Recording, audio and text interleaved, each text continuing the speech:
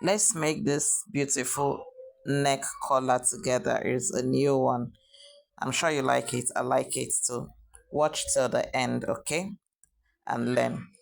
Draft your basic body, get a neck width of about 3.5 inches and a depth of 4 inches, and then connect this way.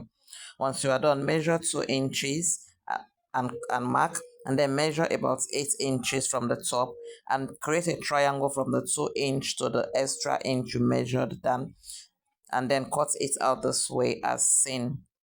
Okay, once you are done, this is what you should have, guys. Get a fresh piece of fabric, unfold and place your neckline on it to get a facing.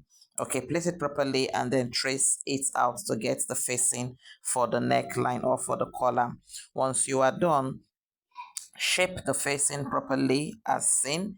Okay, open it or place the facing, infuse your interfacing, sew and then notch properly, and then turn inside out and give a good ironing. Once you are done, this is what you should have. Pick up the neck and close it this way and place it on a fresh interfacing. Okay, measure what you have there first, divide into two, take a 1 inch up and then a ½ inch down and connect the 1 inch to the ½ inch as seen. Okay, and then determine how wide you want the collar to be. You can use between 1.5 and 2 inches, and then connect it this way. Make the line straight, make a slanted line and then connect this way. As you can see, cut it out as seen and place it on a new piece of fabric, as you can see. Okay, leaving a 0.5 on both edge for joining allowance.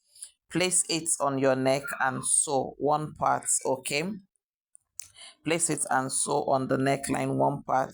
Once you are done sewing like this, okay, you use the other parts remaining on the collar to close it up. Make sure you sew on these angles as seen and then close it up with a top stitch like this, and voila, you have successfully created this neck collar.